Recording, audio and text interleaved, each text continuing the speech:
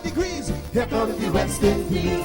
And when you're facing the generals, nearly every ball is a funeral. And when we battle, brother, go and put your men on the boundary line.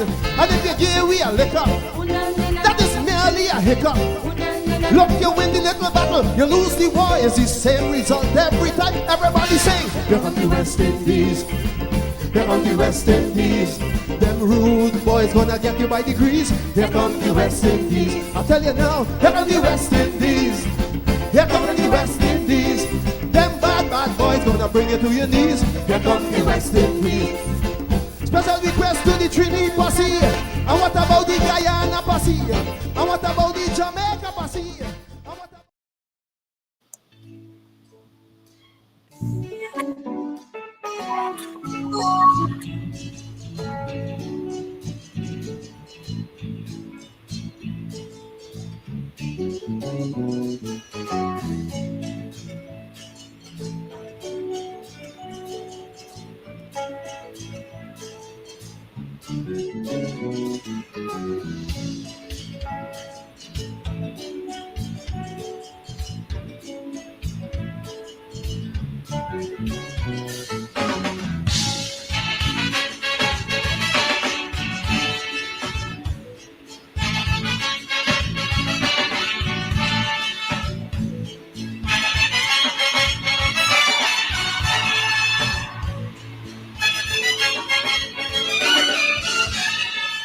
For 10 long years, we ruled the cricket world. Now the rule seems coming to an end. But down here, just a chink in the armor is enough to lose a friend. Some of the old generals have retired and gone, and the runs don't come as they did before. But when the two says go, don't you know the deserts come? We've lost the battle, yet we will win the war.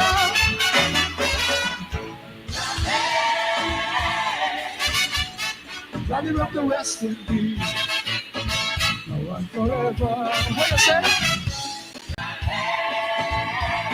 Tell them, rally of the West Indies. Never say never. Pretty soon the guns are going to flow again like water, bringing so much joy to each and every son and daughter. I say we're gonna rise again like a raging fire. As the sun shines, you know we can take it, but we got to work. Tell them, Daddy rock the West Indies, now and forever, yeah. Rally round the West Indies. Never say never. Way down under, a warrior falls. Michael Holden went down in the heat of the battle. Michael should have left long time. I heard an angry brother shout, Caribbean man, that is the root of our trouble. In these tiny theaters of conflict and confusion, better known as the eyes of the West Indies.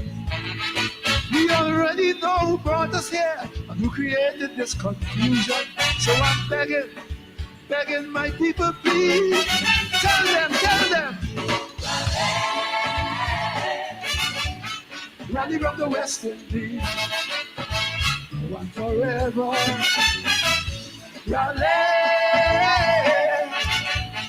Rally round the West Indies. Never say never. Pretty soon the runs are going to flow again like water, bringing so much joy to each and every son and daughter. So we're gonna rise again like a raging fire. As the sun shines, you know we can take it, but we got to work. Tell them, rally of the West Indies, forever, yeah. Rally of the West Indies, now and forevermore.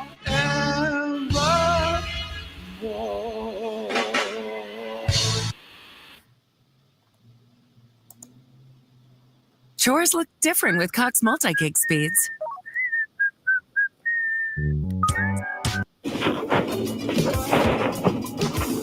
Gotta look good, man. Gotta look good for David. Super excited. I'm about to meet David Rudder, the man who sang Rally Round the West Indies. If you don't know who he is, Rally Round the West Indies. He's downstairs. I'm meeting him for the first time. Super excited.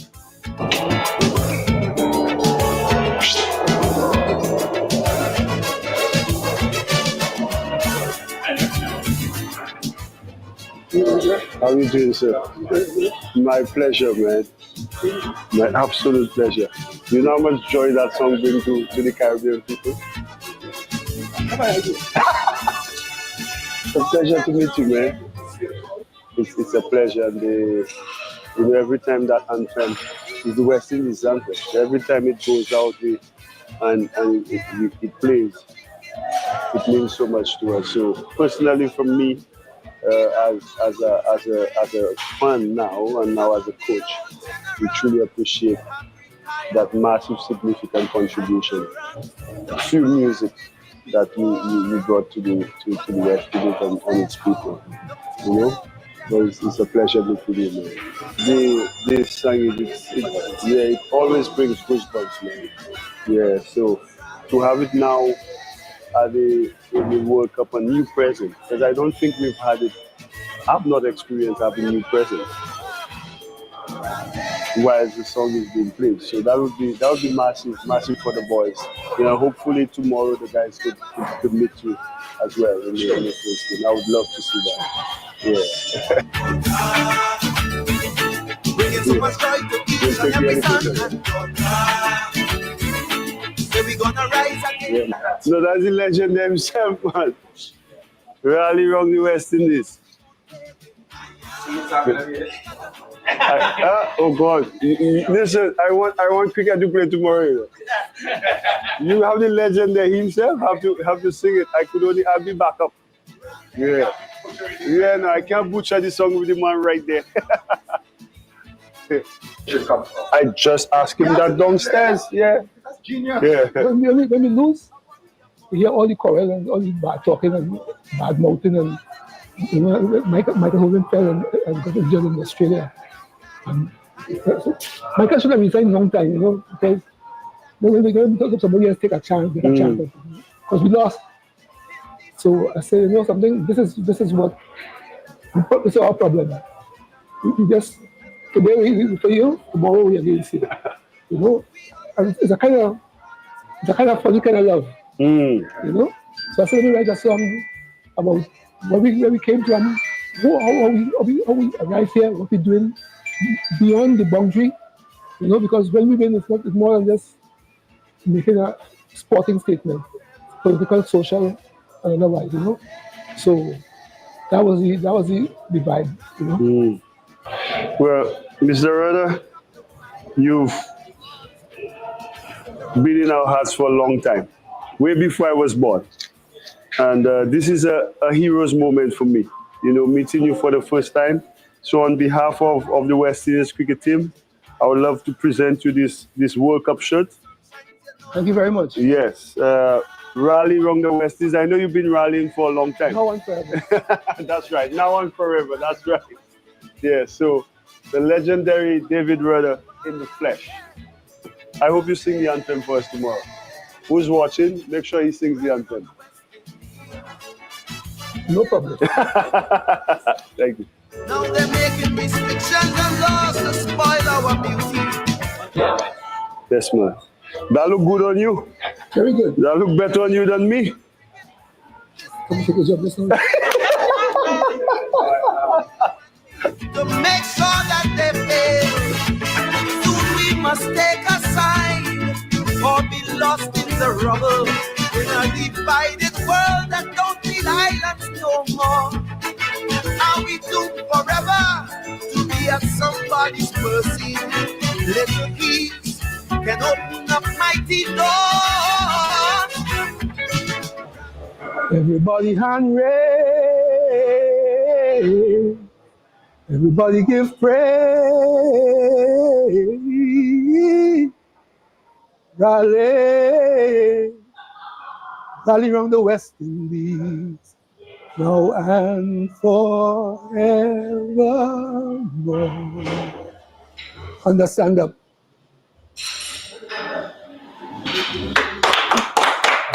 Then we gonna rise again like a raging fire.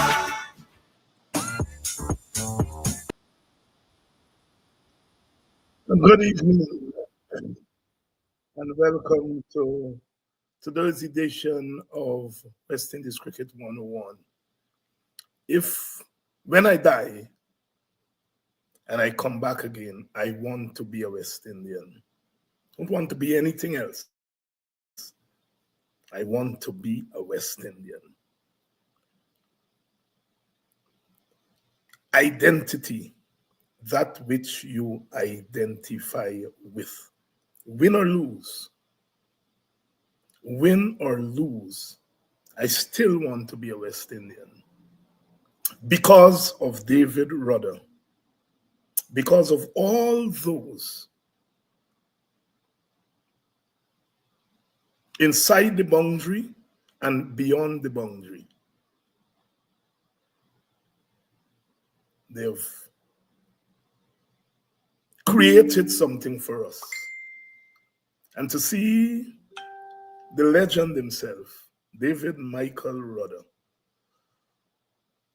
with the West Indies coach, it is one of the moments that I will remember for the rest of my life. And even when I go back to the ancestors,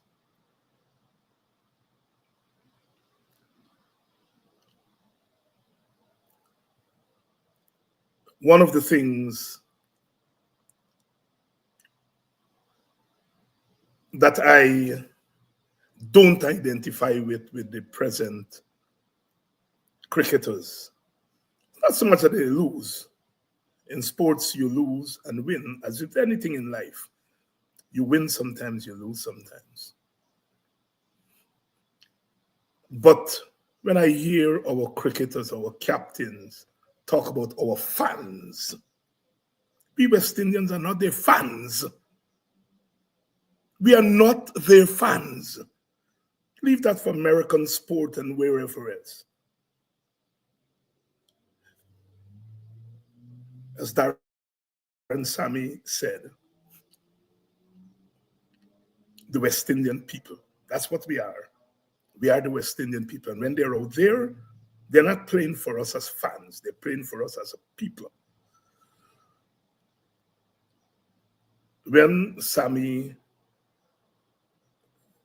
was about to be given the captaincy, like everybody else, I didn't think that he even merited a place in the team in terms of skill and all of that. But he was one of the few cricketers who talked about the West Indian people, and he had my vote. Biased as it was, because of that. Talked about the West Indian people. Good evening, welcome to today's edition of Politics 101. Just my little 2 cents there, because I'm very emotional when it comes to my identity. And as I said, you know, when I'm in Guyana, nobody asks me if I'm a Guyanese. Say, by where you come from? I come from Buxton. When I fly out from Chedijagan and I'm in transit in Trinidad, by where you come from? I come from Guyana. I'm a Guyanese then. And when I land in Miami or JFK, by where you come from? I'm from the West Indies. And when I take that plane and I land in Arizona, Phoenix, Arizona, I'm a black man. In the space of maybe 12, 15 hours, I changed my identity about 4 times, and I love all of them. I love being Buxtonian. I love being Guyanese. I especially love being West Indian. And of course, I love being a black man. Some people say, well, you know, David Hines is just a black man. Probably because that's the cause that I fight in Guyana. But I love, above and beyond anything else, being a West Indian. There was West Indies before Guyana. And there was Guyana before Buxton. I have to wrap myself up on that. Rally round the West Indies, David Michael Rudder out of Trinidad and Tobago, the man who gave us the West Indian anthem. I remember as a small boy growing up in Buxton and hear the big men singing the Ethiopian national anthem. Ethiopia, the land of our birth, the land where our forefathers were born. And those big men, you know, they'll be singing the Ethiopian national anthem. And some of them will be singing the African-American Black national anthem. And then came our Guyanese national anthem. And David Rudder gave us the West Indian national anthem. As you would notice there, he's now suffering from the early stages of Parkinson. That's part of life. But he's a legend. He's as important as Sobers, as Kanai, as Worrell, as Lara, as Butcher and Solomon, and Kalicharan and Rowe, you name them. David Rudder, is as important. Them. All right, let's go. I think I have my brothers who are ready backstage. And as I always say, I am just a West Indian looking in. But them boys know the thing. One come from the seed, and one was the seed itself. I'm talking about my brothers, Basil Butcher, young Basil Butcher. And good evening, Dr. Hines. Good evening, Vincent, and good evening to your viewers. Hey, good evening, guys. Good evening, Dr. Hines, Basil, and our Sunday listeners. Brothers, are you as emotional as I am watching that clip there just now? Started with you, Butch, since Tuesday. Not anymore. No, I don't have those. I don't have that kind of emotion for West Indies cricket, that raw emotion anymore. We've been losing so long. I've had to, for my well-being, to temper that emotion. But in terms of seeing David Rudder being at least recognized by this generation of cricketers, which don't always recognize the history of the game. That's good. That's great. That is great for the generation to recognize David Rudder. I mean, I was fortunate once being in Antigua. He was on the premises and he gave us a mini concert. You know, I mean, that is a day I will never forget. I mean, the Shell Oil stand, I started to get scared if it was gonna fall down when everybody started rocking, because we had a rain break. Rain came down, stopped play. And you know my man Chickies, the DJ, is being the Shell Oil stand. And Rudder came in the stand and Chickies gave him the mic. Right. And the rest is history, you know. I mean, the place was pandemonium, you know. That was one of my great memories of, at least that's the only time I've been in the presence of David Rudder. You know, the anthem, you know, it's interesting you talk about the anthem, but I've heard players say things such as they don't get the same thing that they would get if it was their country's national anthem. You know, because that most way you could say that umbilical cord connection to the land in which you're singing the national anthem is a different, because I don't think we have nurtured that Caribbean or West Indian consciousness. It has dissipated amongst our young people. Dissipated. I thought when I heard you say we have not nurtured it, because my generation. Oh yes, I mean that's why it's very West Indian. No, that's why a guy like Viv Richards, when Viv Richards, for using him as an example, and he is one of the more extreme, if you will, to use that term in a positive way, speak with the raw emotion of whenever he walked out to play for the West Indies, what it meant to him, so when people hear Viv, they translate that to this generation, saying that this generation has no pride and etc. But I always would push back and say Viv comes from a generation that grew up in colonialism. Viv, these guys don't understand that context. They've only seen people that look like them running the place, although many times not the best way, and not seeing that your identity always being suppressed. And so when you were able to come out at that, you felt it was a duty, the generation where Viv and them would come from.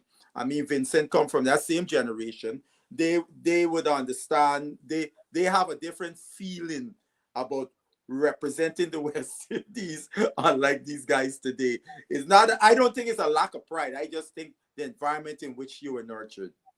Dr. Adams, David Rudder being heralded there by the younger generation, and that sense of West Indianhood. Your thoughts? Well, I think that was a great gesture, and it was nice to see. Sammy, of course, that I don't know if that was Sammy's initiative or if it was just a West Indies thought, because I think it's that song really inspires folks and really up the enthusiasm of the people. Of the Motor State fans, of the people. But it's interesting though, and I'm sure that Basil could relate to this here from his father. You see, when you're playing, you talk about the fans are emotional, but let me tell you something, you've got double pressure, because when you're there, you're as if you're in a war. You want to win, but it's not about you so much. It's about what would be the reaction if you fail. That's the biggest pressure, especially if you're under the gun. So you want to succeed so badly. But the thing is, when you're done playing those Dr. Hines, and I'm sure that Basil would recognize that from his dad, it's not the same thing anymore. You tend to be more involved in analyzing the game from a technical standpoint. As a matter of fact, you even admire some of the players on the other teams after you're done. Yes. Whereas when you're playing, you don't even want to think about if there's a good player on the other team, you think how the hell you're gonna beat him. But when you're done, you look at everything more objectively as the game, as understanding the game and looking at the technical aspect, and then enjoy that part of it.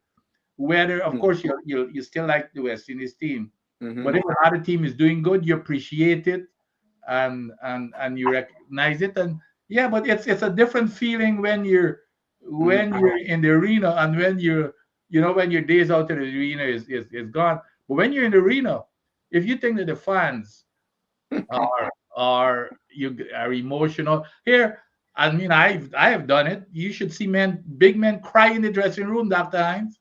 Right.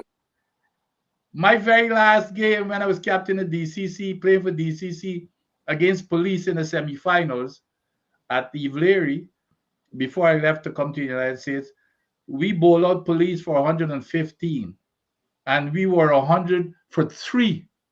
Myself and Keith Aaron batting. Keith Aaron got run out, and I was so mad because he ran himself out. He would never agree with me. But anyway, the next over, I was so mad that I gave away my hand on 47. Jeffrey bowled, and I dumped down the wicket to hit Jeffrey out. I got out. Do you know that we could make the 115 at 115? And the DCC had a lineup. We had myself, Monster, which is Andrew Light, Mark Harper, Bill White. You know, we had a Keith Aaron, we had a low Darjun, we had an experienced loaded team, and 100 for 3 and couldn't make 115. And you talk about big men cry in that dressing room. Even in the West Indies team, players cry.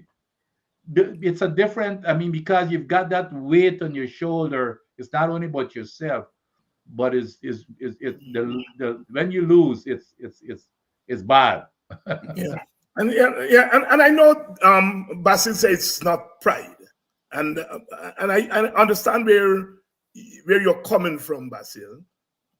It's not the same pride, because people always have pride, all right? But it's a different kind of pride, and I'm glad you talk about the decolonization period.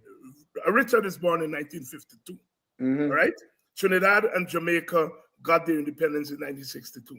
So he's spanning the decolonization period and the early nationalist period. What a time to be alive and to be representing the West Indies, because you are part of the throwing out of colonialism and trying to build this new society, all right? And if you are that vivid, it's no accident that that generation did what it did. Yeah. All right, the Sobers generation, they put us on the map. Yes, because they were kicking colonialism out. 1950, you know, at Lord's, those two pals of mine, Ramadin and Valentine, beating England for the first time in England at Lord's, and so on. And interestingly, reggae music is emerging in 1950. Interestingly, most of the Caribbean countries are getting their first elections as self-government. So that period of the late 40s and early 50s is an interesting period in West Indian history that makes a Gary Sobers. All right? Because now we are going to show the world that when the rules are the same, right, we can compete. We can beat anybody. And Sobers emerges out of that. And as CLR James said, it's not only that Sobers emerges out of that, but Sobers had the capacity. He had the capacity to absorb the energies from beyond the boundary. All right? So when I hear Vincent Adams says that men cry when DCC loses to police, no, we will say, but it's just a club game. No, it ain't. It's a pride. It's a particular pride that is driving that. All right? Now, if you listen to Rudder, he says Olden gets injured. And men say Olden should have left a long time. And he said that is the origin of that song. Because what is this West Indian thing? When we are doing well, these men are our gods. And as you said just now, they lose too long, right? I get the emotion. And now that they're losing, we think. And so that song is more than just a cricket song. It's teasing out the West Indian dilemma, right? That because we come out of that plantation, we ain't going back there. And every time we win, we are saying we ain't going back there. And when we lose, it looks like it's there we going back by. Right. So, and I don't think we have worked through that dilemma yet, certainly not in our politics, as you say, Basil, right? We are still working through that dilemma. I mean, 30-odd years later, here's Basil Butcher saying, but I don't get the same emotion, right? But I bet you tomorrow, when them boys put on them whites, Basil Butcher is the first man. Look, Dr. Hines, when we won the World Cup in 2016, I was on a high for a week. And that's what David Rudder is teasing out in that song. Just that I don't go, you know, the real, you know, when we used, you know, when we was the thing, and when we lose a match, it's like if the world end, nah, I don't do that no more. yeah, and that's all of us go through that. Yeah. Yeah. And I see our women who are now the ones who are flocking the grounds, the ones who are analyzing the game. I see they go through those emotions all the time. Because I think the women have, whereas we the men were following the game in a frontal way when we were winning, the women are now frontally following the game when we are losing and sometimes winning. And you can see them going through that emotions. That's why I say I love to be a West Indian, because I think cricket brings out everything that brings us together, but everything that agonizes us. Cricket brings it out, right? I have never heard people get more costs. Maybe politicians are the ones that probably get more costs than cricket. I think so. I think cricketers get more. You think cricketers get more costs? Here, I think so. hey, Dr. Hines, let me tell you, and Basil knows about this. Every country, Guyana, through the West Indies, there is a group of men that stands outside, they right at the gate where all the cricketers got to pass. In Guyana, there's some famous names like Morgan and Waterloo. And there, that might would cost you from morning until night. So you worry, you see when the game over, you stay as far as possible in the ground if you do bad because you want to pass. But them men is analyzed and know everything. And every country, I remember when I was in Washington, which means it's a long time after that I finished playing cricket. And this guy, King, was the Barbados ambassador to the USC, and I played youth cricket together. So we were very good friends. So I went home to Barbados. The English team was down in Barbados at the time. Is it Maurice King? It might have been but no, this boy was what's his first name? Scotty King. I know the King was ambassador. Now you're talking about it like he played cricket. Yes, I know him. I interviewed him there in Washington. Right, he played in the first youth series in 1966. Yeah. So, but I'm trying to remember what King. But anyhow, go ahead with the story. You talk about a guy with a photographic memory. That guy, he remember every score, how everybody got out since 1966. But anyway, he showed up to the game, the test match. And when we were walking in, the same group of men that we got in Ghana, got the same group of Barbados. So them guys know King. He said, y'all remember this boy? So everybody looking at me. And you know, one man remember me. You know what the man said? The man said, it's only last week we've been arguing about who plays the best cover drive and who plays the best hook at Kensington over throughout the entire history. And we arrived at the conclusion that you played the best flick against Mosley. And you know, we might as well always talk about that flick. It was the second ball of the day. And I flicked Mosley one bump for 4. Just reflexes. I mean, it was a great shot. But those guys remember that flick. But I say that to just those guys. They know every single. Bassi can tell you too. When he fired when Bassi got a story when he fired the got back runs in the cold. Yeah. The same guy. Vincent talking about Morgan and Waterloo holding court in front of the main gate. This is 1964 that he tells me, right? So he taking out the bag on the car, Waterloo holding court. Well, Morgan was was Morgan by. So Morgan got the bag and Morgan said, clear the way, 100 quarters coming through.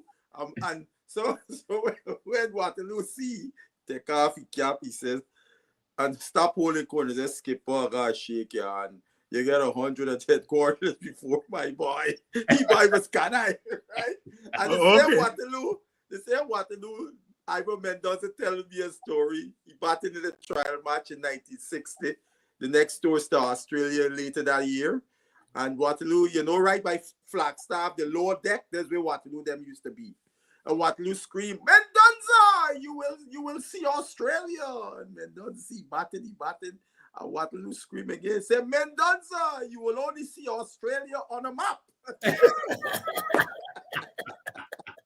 You know, them guys, them guys really had a great understanding of the game, because Yes. I didn't know who the Waterloo guy was, but I remember as a little boy, one day waiting for the Wolbine lady after the day's play, and I see this big crowd in front of, right at the corner, Rob and New Garden by UF building there. Remember they had a stump, like a lantern post stump that they cut down. So right there, man, a big crowd. So I run up to the crowd and I peeping in, and this slim, dark-skinned guy holding court, and these guys talking about cricket history. From that day on, every time day's play done, as a youngster, I used to run and stand there and listen to these guys talk. It's still when I come to the United States and I hear them old timers who played cricket back in the days talking, and they call the guy Waterloo, and they describe. They say, wait, that's the man I used to start up and listen to. I don't know what was his name, you know. But I mean, young people today, they ain't got nothing like, they ain't got those things anymore in the cricket thing anymore, like the past. Is a lot of those things that are no longer part of West Indies cricket culture, that young people today don't understand what they're really representing, because of all those different aspects of our cricket that have gone by the wayside. You remember the guy in Barbados, King Dial? Used to change suit at every break. Yeah. You know, Change suit every break. Every break he lived near Kensington, he go home and he come back with a new suit. And he never back in West Indies. He used to be back in the English. You know what I mean? Yes. I mean, we don't have those characters no more in West Indies cricket. And that is probably could be one, because no, we have been losing for so long, or many other reasons. Society has changed and all of those different things, you know. But it adds significantly to the passion and excitement. Yes, exactly. And even in those days, even when we lose, even if we lose, people would still rally. But now I think the game has become so with money involved. So people making all of that money. That's what people are looking at. They're relating it. Well, you're making a whole bunch of money now. Whereas in those days, nobody ever think anything about money. No. Because when you play for your country, it's that pride again that you're playing for people.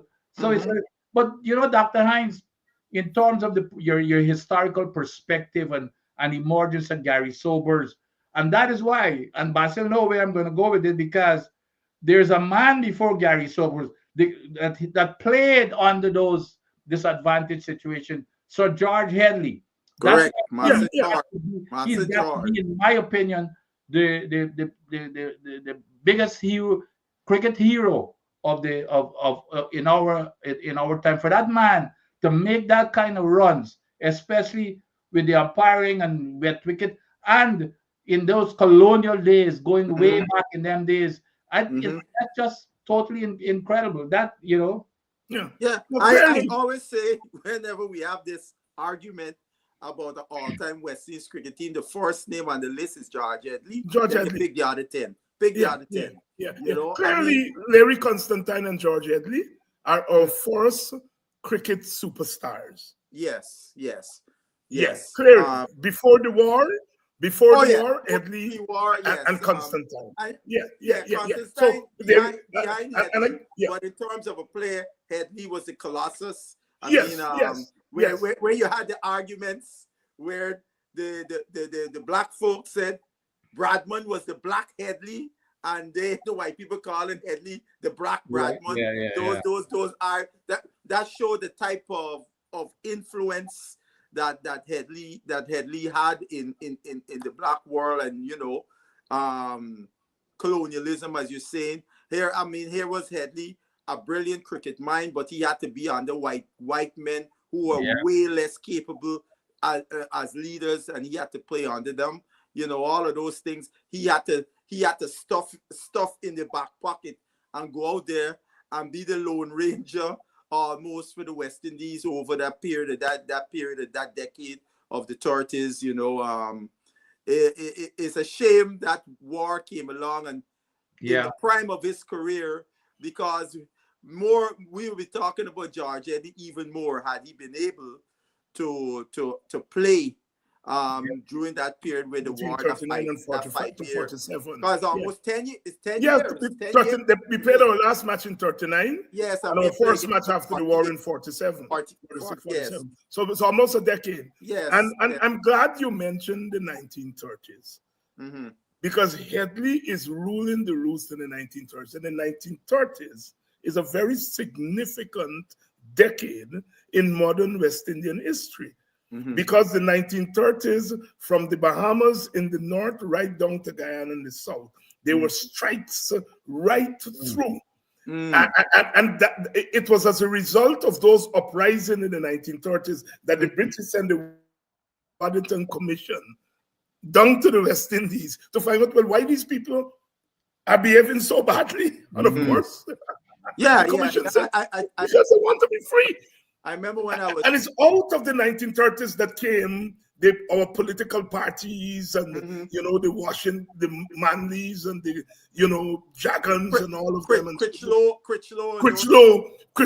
and Marichaud, Butler. Butler, yeah, because I did a class in Caribbean politics in college, and we studied that period with the trade union movement that came about in the region, which coincided with West Indies. Yes. Now formulating as a test team. Yeah. You know, and so Headley's rise is connected with the 1930s, just as the Weeks, Worrell, Walcott, later Sobers are connected. The anti-colonial movement was because look, and I got the opportunity, a guy who played with Headley in the last series in England, 39, guy named Ken Weeks, Ken Bam Bam Weeks, lived in New York, and I was fortunate to, Petrie said, Petrie's friend, a Jamaican guy, had this shop, and a lot of older Jamaican men it was the lineman spot for them. And this guy was a big cricket guy. And Ken Bam Bam Weeks used to come to the store. And I remember one day, the store was not far from where I lived in Park, so it was in Prospect Heights. And I used to go by after I got to meet the guy, because I was in the neighborhood. And I went in there one day, and so he introduced me. And I remember one Jamaican old time said, jump back, name and nature. God, they used to call the old boy in Jamaica, name and nature, butcher, beef butcher. Okay. You know, so they call him name and nature. Yeah. So, shortly thereafter, this old timer coming with a walking stick, fair skinned guy, and he introduced me, and I said, Ken Bam Bam Weeks.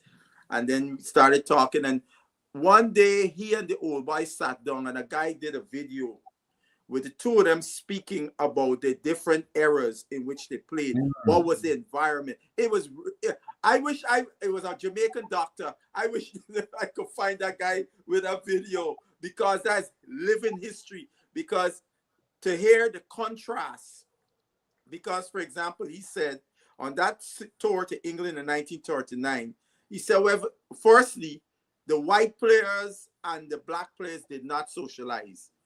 And he said George Eddy, who was a pro playing in the leagues at the time, he had disposable income. He would take out the black players for dinner and so on. Because Ken Bam Bam Weeks said, Mr. Weeks said, wherever little stipend he get, he had to send back to Jamaica for his wife to look after the family in Jamaica. So he really had disposable.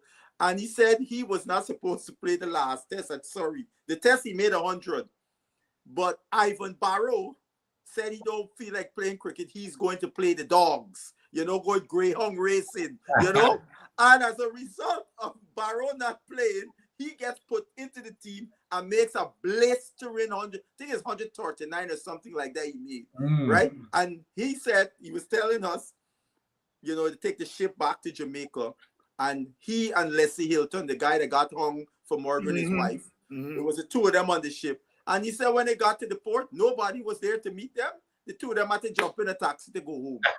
Now you contrast that and you move along.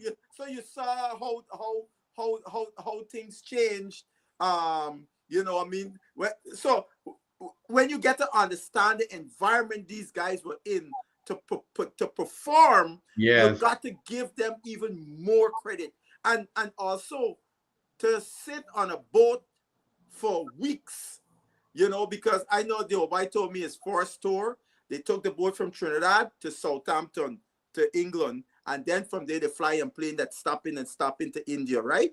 And that I remember he telling me that was the first time he saw Fred Wills and Rex McKay, because they were both studying in England, and you know Lance Gibbs is their boy, Queenstown boy. So they came to meet the boat there at Southampton. Those are a lot of things that used to happen to show how, you know, these things don't happen no more. I mean, students that, you know the West Indies team coming in, and them guys gone, you know, and Southampton is at the southern part of England, so they probably had to jump on a train to travel to go down there to meet to meet up the boy Lance at the when the boat came in, and so on, you know.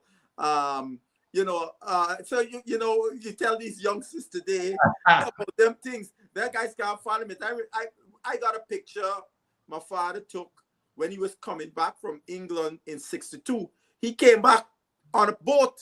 He didn't come on a plane back from England. This picture of him on a boat sailing from England back to the Caribbean to Trinidad, and then he catch a plane and come to Guyana. Now you tell a youngster today, they may complain about jumping on a ferry from Dominica or wherever in the car. You remember the other day with Bangladesh, jumping on a boat, and the West Indies team had to be on a boat, not much as Australia, on a boat from Australia to England. They're on a boat for a month or something like that, you know, to go play cricket and still perform at a high level. You know, this is why it's important our young people need to understand these things, to understand what the people, the sacrifices those before them had to go through, that they are living the lovely life and not understanding on whose shoulders they stand. That's an interesting, you know, that's a nice story, Basil. But you wonder how the mice used to practice in that month, but you know. Yeah, you know, I have seen things, Bradman and them on the deck of the boat, playing cricket, practicing on the deck of the boat. You know, because you know the deck pretty decent, doing throwdowns, if you will, practicing over that month on the boat.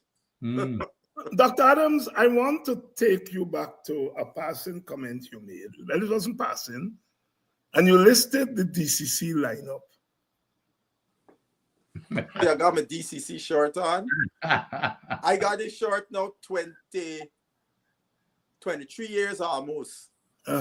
Mother Griffith made some very good t-shirts. And that was almost like a national lineup. Hey, and then you went across to GCC and you looked at their lineup. And when you go to Maltino's and looked at their lineup, and even Police, because Police had Cameron, the same Police Jeffrey. Had a great lineup. Police had a great lineup. Police had a lot of national players. So, and take somebody like Bill White. He was quite in his 30s before he get a knock for Guyana. Right? I mean, talk to us about the glut of cricketers that were produced at that level, at what we call the club level. I mean, it's just simply amazing at the quality of cricketers that were produced at the club level that couldn't get a look in the Guyana team. Talk to us. Here, you know, it's totally different. No, I remember when, even after I had played in youth cricket for Guyana, I still couldn't make the Mackenzie team. I was 12th man, but I was glad to be a 12th man. You making joke when you see a name up there, you glad to be 12th man as a little boy. Nowadays, you tell a youngster that he's 12th man. Are you making joke? And the other thing, you see, when you shop for Case Cup, everybody you shop for, it's like, well, that used to be our test match. But them grounds at them times, Basi can tell you, them grounds used to be like a billiard table, well prepared. You know, nowadays, when I see grass and all kind of thing, it's something that you look forward to that weekend. Even though you travel down from Lynn all night, you'll sleep for the rest of the night because you can't wait to get up and go to the cricket. But in terms of talent, I'm telling you, there was you guys remember we could keep it Glasgow. Yes. Yes. Then nobody used to make more Case Cup runs than Glasgow. Yeah, you made a lot of runs. Every weekend, everybody make 100. Vincent Mears, Glasgow. Even they came a little bit before me, but I still played with them. But even in my time with myself and then I've got the other opening batsman that I got to deal with, Bechan and Etwaru, Munilal, Sunarain, and then of course you got to work when Fedo come home. When they come home, so you got to dig up. There's only one place, then you got to be digging up, and then you got all them batsmen. You talk about the lineup of police. You got McCray, Harper, Neblit, Cameron, the fast bowler, Joashin. The same Glasgow.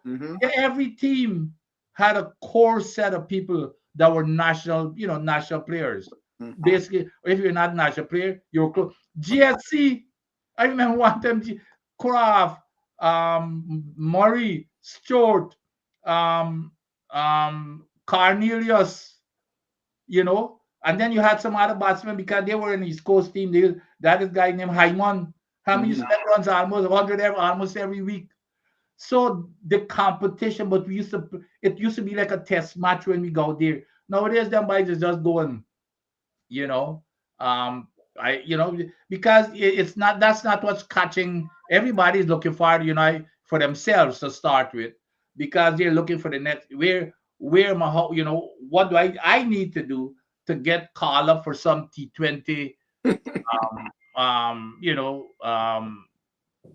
where I could go make some money in some T20 tournament. But I'm telling you, those days used to be excited, Dr. Hines.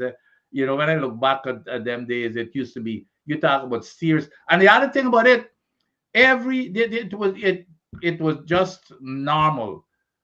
Every afternoon after the game, whoever is hosting, both teams end up in the dressing room, and you're left in there till maybe 9-10 o'clock. If you got to play the next day, if it's a Saturday night, you leave a little bit early. But both teams are there, and you sit down as a little boy and you listen to the men exchanging. You sit down with Lance Gibbs and Basil Butcher, and then boys they don't even be talking about what happened on their tour when they go. But you sit down and you sucking in everything as a youngster, and you sit down and you're quiet. You're talking back to them men and them. They used to worship them. But I guess it's a different situation where all the young players don't believe that. I ain't got time for listening to them old timers. What do you know? There's a modern game, and that's the kind of attitude you got. Yeah. But it was different in them days, Dr. Hines. Of course. I was a little boy, and the newspapers used to sell at the train station. I live what you call Bottom Station. And Sunday morning, you gone for the papers. I remember Argosy used to get a lot of good local coverage. Pick up the Argosy, you come to the back page to look for Case Cup scores. Right? Yeah. Because you look for Case Cup scores before you go for the international cricket. Yeah. You see, because and that's why I'm saying when I heard you call those names there, I said, yes, I remember. when Martinos and GCC and police and DCC, them is men, and like I said, people like William White is still later on he get a knock. Yeah. So really, I think part of our cricket problem is that we're not intentional. Yeah, we're not intentional. I agree with you, Dr. Hines, because I think we took things for granted. That's what happened, and you can't take anything for granted. And taken things for granted, and as the society changed, more distractions, because folks probably behave as such with it, taking it for granted, because there was nothing else but cricket.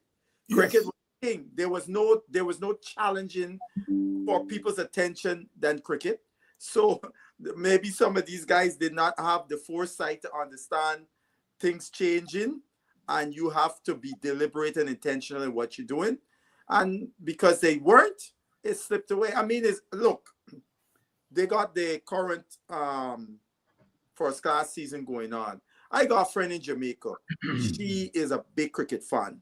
How I met her is at a cricket match in Antigua. She and her friends traveled from Jamaica to Antigua to see cricket, West Indies. So I teasingly call she because I watching Jamaica playing somebody it was when Jamaica playing Guyana at Sabina Park. So I tease she. I said, "What happened? You in there at Sabina Park? Hey, what you talk about?" I said, Guyana playing Jamaica. Sabina. She had me on over there. Now this is somebody who was a cricket fan. So you know the casual person don't even know. So sometimes when we see nobody at those first class games, it's because there is no marketing, advertising to put out the word that there's a cricket match going on to the general public and really put it out there, you know. So and all of those things, because we used to cricket again was the king. The marketing to get people to come and see cricket didn't have to be. You just announce cricket match playing and the droves show up at the ground. Those days are over from a long time. So you gotta be very deliberate.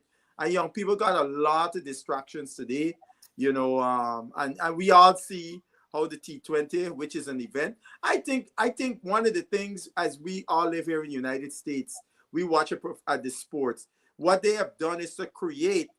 Going to a sports thing is like going to a concert. It's an event, right? Yes. And that is part of the thing. So in these grounds, you might have to make things fan friendly that, you know, a person might not be looking at the game, especially a test match, right? All the things that the person could go do in the ground that is entertaining to them, you know, because, you know, at times test cricket could get boring, you want to fall asleep and those kinds of things. From a test cricket perspective, I think those are some of the things they need to do when they're having test cricket. So, you know, I mean, even baseball, you go to Yankee Stadium. The new Yankee Stadium got a lot of other things that you could do. Because, you know, there are a lot of times baseball could be very boring, right? But the people realize that we got to create stadiums that when people come there, it's an event they're going to. And we still lagging behind in that when it comes to cricket, I think. But that, you know, go ahead, Doc. I think this area is important, and we've been hitting on this for almost every session that we've had. But I always have to go back to this pride thing. And if you remember, I always say, you go back to those same Case Cup days, Dr. Hines. Every team played for a community. Correct. DCC were people you played for, were the people who grew up around DCC. Martinos were the people who grew up around Martinos. Even Linden or Mackenzie, is Mackenzie people. Then you had Cosmos. Cosmos was a Chinese team. Yes. You had Everest. Indian. It was an all-Indian team, basically. Then you have GCC. The Portuguese and white people. That's right, Portuguese and white people. GSC was more of an East Coast team. The mixed people, right? Res Moria. It was but that's, so what you do is just, I mean, you whether you were conscious of it or not, but that's what you played for, it because you played. And then, of course, afterwards you started police. You played for that uniform. When you're police, you played for that uniform. So what started happening, it was after I left, because we did not have anybody. Because after I left, we had a few East Coast players. The thing is, they would come down from the East Coast in the morning and go back home in the afternoon. So they're not even hanging out in the pavilion after cricket, what we normally do. And the other teams were doing the same exact thing. So it was that's not how it used to be during my time. You played for that community. And that is why I'm a strong believer, because I believe it even starts from school cricket. Mhm. When you start from school cricket, that pride in playing for your school, I Yes. think that's where you start building that pride. Yes. And you look, I forgot even East Bank had a Case Cup team. Yes. As Yes. everybody who played for that community, Mhm. and it made a big difference. You talk about us strengthening a team because everybody, you're playing for a purpose. So you don't look at yourself. I'm playing for myself. Hell, you know what? We on that field, we representing East Bank. Yeah. We represent. I remember Claude St. John name Yeah. synonymous with Right. East Bank. Yeah. You know. I And- mean, Go yeah. ahead. What Vincent's saying, I just want to add this quickly. Yeah, that's what missing in our cricket, representing something when you played, Yeah. Yeah. right?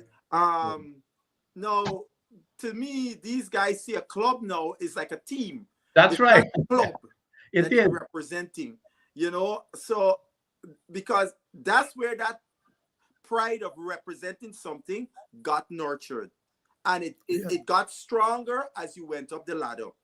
That's But, right. And yeah. but still, even look where we are today. Today you playing on a team, two players on a Ghana team, Hetmeyer and Rutherford or somebody playing in the same team.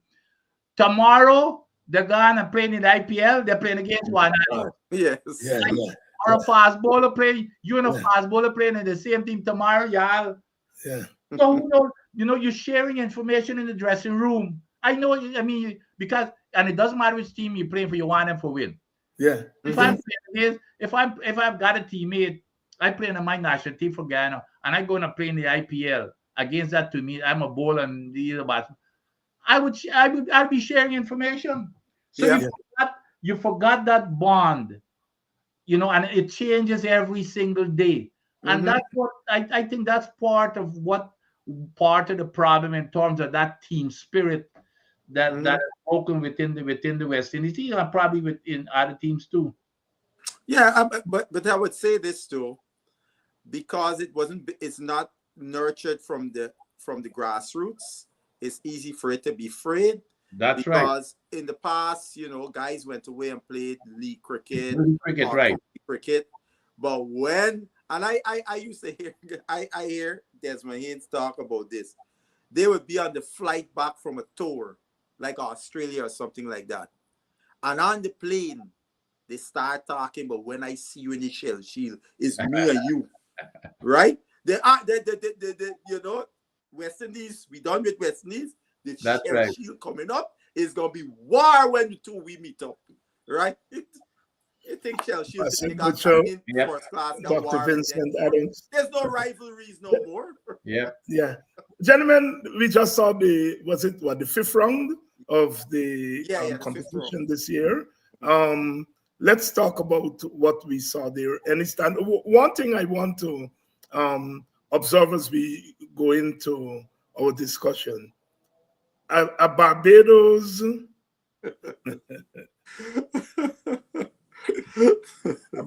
Trinidad match finished in 2 days. Yes, Barbados got With humiliated. Barbados almost with a test team. Yes. Let's start there. Well, me and Vincent are in a Bajan chat. I just give here, me and them is good. Me and them is good, but I give it to them because I get some of them in there. Just believe Barbados corner the market, Yep. right? And I'm gonna get to the point quickly. We got a good friend in the group who is a Bajan star. They gonna call me Vincent no talk. I know. Yeah. I told him, because he made a statement about the women cricket, how the Bajan women play more cricket than everyone in the region. I said that is nice, but look, Trinidad humiliated y'all 2 times in the women tournament, and Trinidad don't play much. And then a Guyana team, these girls don't get to play no cricket in Guyana. Rare, a 1 game here, 1 game there. And if they had some little semblance of batting awareness in the game against Barbados, they would have won that game. So what does that say about what y'all doing in Barbados? So now reflect that to the men. Barbados has clearly the best structure in the region. Yet still, on a lively Kensington Oval pitch, they get humiliated. Now look how the tables turn. Trinidad was known as the land of the spinners, right? Yeah. Barbados, the land of the pacers. Barbados' main bowlers this season have been spinners. And the Barbados pretty much fielded a team of medium pacers, albeit they had McAllister who got some pace. But it's all medium pacers at Kensington. And it's the Trinidadians that destroyed the Barbados. Well, the Barbados batters couldn't cope with the Trinidad seam attack and got humiliated in 2 days. And Barbados was a fully stocked team of players. I mean, Trinidad's had they had their quota of good players too. But Barbados playing in Barbados, I mean, on a wicket that got a little spice and just folded like a cheap tent. It was a wonder to watch. And also, and Doc, you can come in here. Yeah. What your diagnosis for me, please? I mean, I have my theory, yeah, because I think once these men playing all over the world and they come in and you cobble together 11 players and you put them on the park, and basically it's a scrubby team, although the team has a lot of senior players, test players, talented players, but they have not been playing together as a team over a period of time. That's my theory going into an analysis. But I would like to hear you all. Just to answer that before Vincent come in, you may have something in that because Shea Hope came into the game, and the guy who had been wicket keeping in the previous 4 games, he went to the bench. Boucher got to sit down. Yeah, Boucher had to sit down, right? But Boucher was probably the other change was the seam bowler, the left hand guy. They probably wanted more pace because the Simmons, all of them was medium paces. Simmons, Holder, Roach, right. all medium paces. They biting in the bowler attack, so they bring in McAllister who got more pace, But it was it was disappointing to watch because I particularly paid close attention to that game because I wanted to see what Shea Hope would look like against seam bowling. Red ball cricket. He hadn't played it in the West Indies in a while.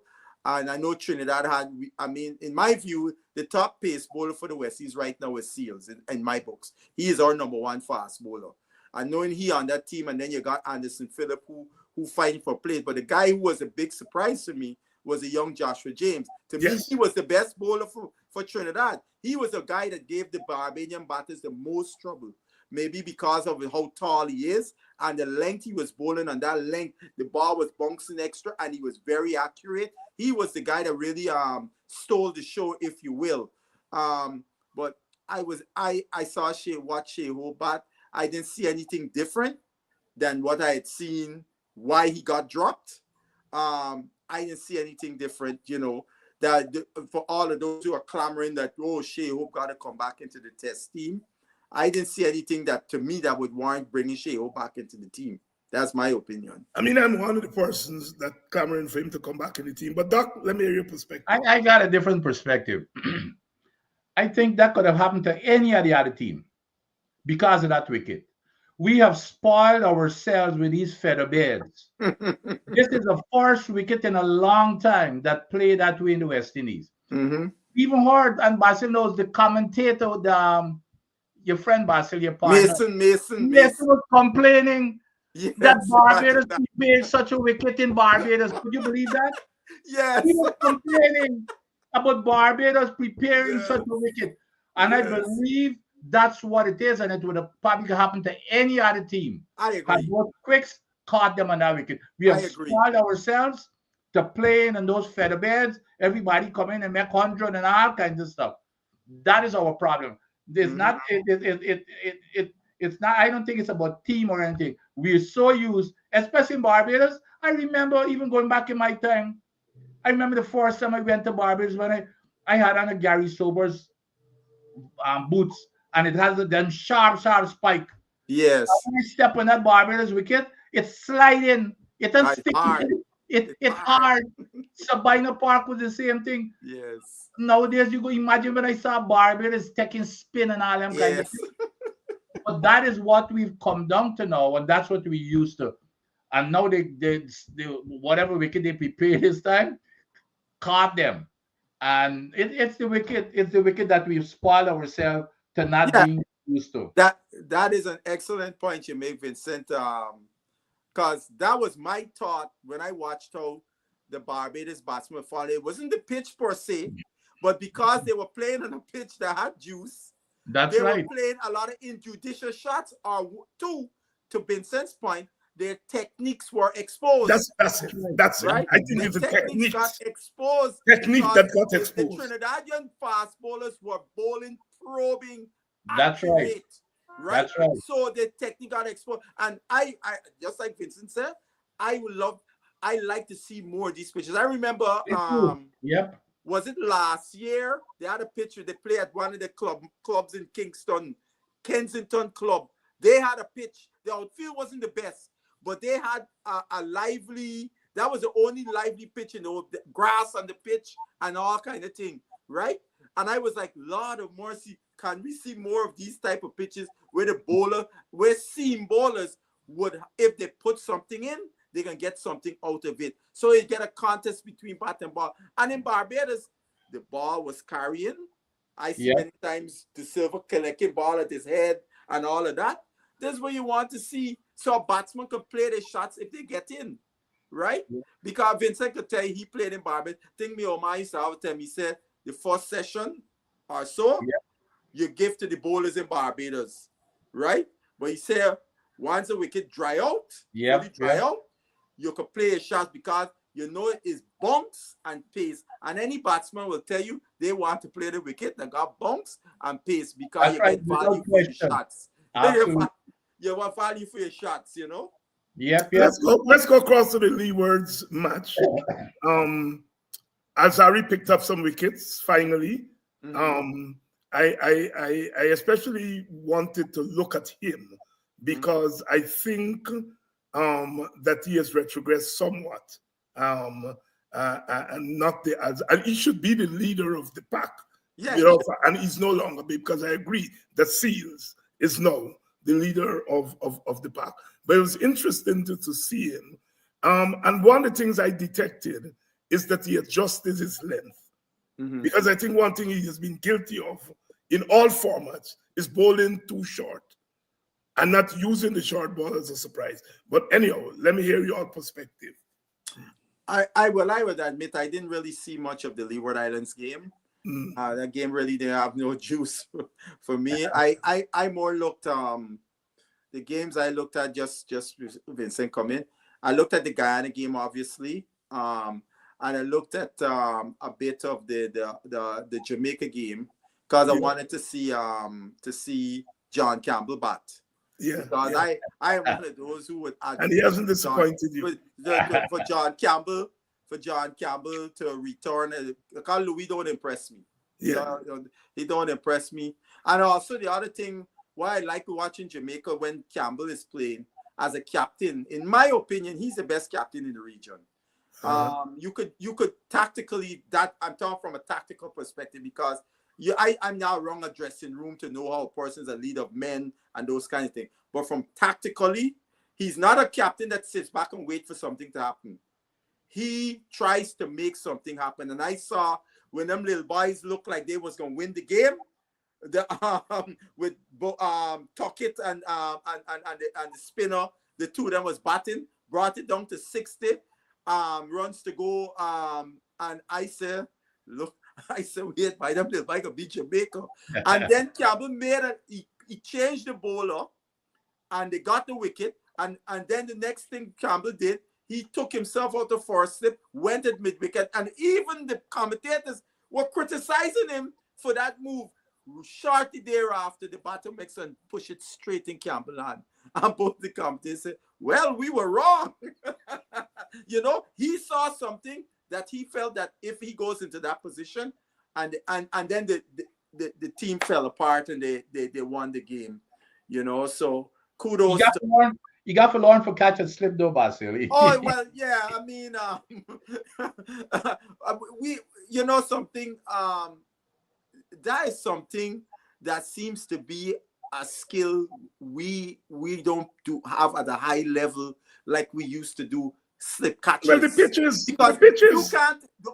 The one guy I will tell you though, Jason Holder, he is superb in the Yes, slip. yes, yes, He is yes. superb in the slips, Jason Holder. Yes, yes, Right? yes. Jason Holder is probably one of the only guys of today's generation that I could talk about in the halcyon days that would be comparable to them guys from the halcyon days, Jason Holder. When Jason Holder drop a catch, it's like, what? He dropped that? You know, because how reliable he is. And because how tall he is, he got so much range as a slipper. You know, Yeah, but you know, again, we get back to the fundamentals. I look at I look at some of these guys. They're in slips, and of course, you know, in our days, used to teach us. You know, we used to use that crib and stuff like that. But the point is where you are. And I look at these just like the wicketkeepers. When you're at slip, you cannot get up early. No, you've got to stay down and wait to see it. And I saw that same Campbell. He dropped a catch his left arm, but he was already up and had to go down back. Yep. You got to stay down. You got to drill that in your head, and that's what practice comes in. Like in the afternoons, Father used to got all we right close to the bat and he hitting it hard. You had to stay down. You couldn't, you know, get up and then go down back. But those are kind of fundamental. But you're right, Holder, you know, he just remind me of Clive. There's making it easy, you know, you know. But no, in terms of Alzarri, I think he's going to be okay. I think, and I'm glad because now I think we've got a good three prong in the two Joseph, at least for the next two tests. I got to see how Joseph Shamar really can, you know, he's in and out. So in this next series against Australia, that's going to tell us a lot. But we've got obviously Seals, Shamar, Alzarri without question, and let me tell you, Holder is back in that team. I don't see how Roach is going to fit in that team. Holder is back in that team. I don't see how Roach is. Holder got to be back in that team. I believe he's going to play in front of Roach. Yeah. I will play. I do not. I mean, I really don't see why we would, how both of them will play, but you never know. They could definitely both play. Basa can tell you, Roach is a West Indies. Roach got the more early wickets, right? Basa. Yeah. He is a homemade bread, man. He's a homemade bread. Yes, Roach. When you look at Roach stats home and abroad, it is stark. It's stark. That's why I don't rate him as despite the number of wickets he got as a top fast bowler, because the good players are the ones who are able to go and perform away from the conditions that they know so well. That's where that to me, that's a key criteria in assessing who you call good or great players, is when they go away from home in conditions at foreign and they still could do the business. That's when you know you're talking about big time players. I can't see in the team in front of Hold is back. I believe though, Vincent, Roach is such a favorite of the captain. I know the captain gonna insist to Mr. Sammy, you gotta put Roach, right? I believe this is what I believe that, and others have echoed similar thoughts. Roach got 284 wickets. He wants to get to 300. You know, are we gonna let him get to 300? Is this right? I mean, you know, and stifling maybe a younger player to start it, because are we gonna look long term or a little short term thing to, you know, afford? This is where conversation have to be had. Roach, this is you want to get 300 here. We giving you a blocker test, and now these days we're not playing a lot of test cricket anymore. You know, so that 60 wickets could take take a few years. Could take about 4 or 5 games. Speaking about wickets, guys, let me ask you, this guy, I know Warkan will play, but tell me where did this Pierre guy came, but he's never had a season like this. Pierre. No. Pierre, well, Pierre, there we go in the Pierre, I mean, he had some phenomenal first up games. But he slowed down. Yeah, and since then, and this is where I wanted to see, because this is where we know whether you're really a top class spinner.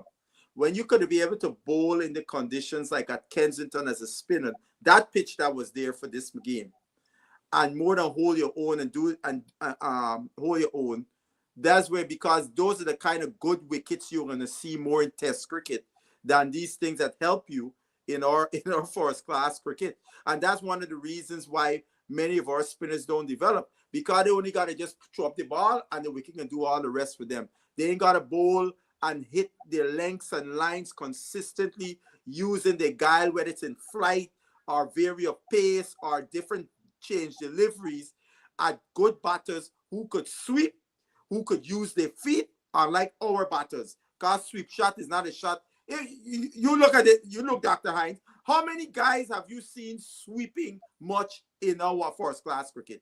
Not very. Yeah. Exactly. Or use their feet. Exactly. You don't, one guy I could talk right now is Mr. Campbell. Campbell is do both.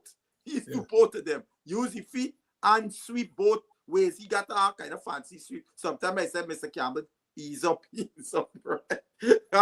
Sometimes he got so much thing in the armor. But Heinzie, Dr. Hines, I want to ask you and Vincent, what y'all think is Ateneo is going to make this test team? No, I said no.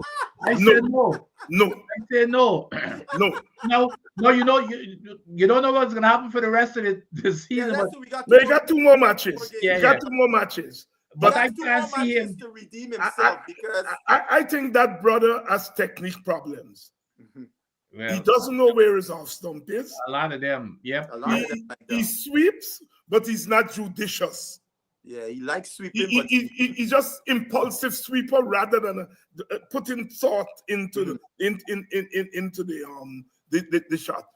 and what about Hodge? What about Hodge? You think Hodge? No, I don't. I think Hodge has fallen So down. then the Silver, you think, could get into the team as just a batsman?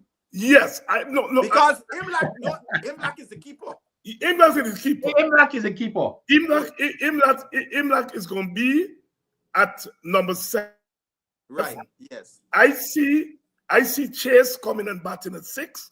There is, Yes. and if you compare a 4-pronged pace attack, there's no place to Warrican, right? No. Unless you get a Why sprint can't friendly. we play? Why can't we play the first day? Yeah. Well, if Warrican play, you play a At 4-pronged attack. Kensington, Vincent.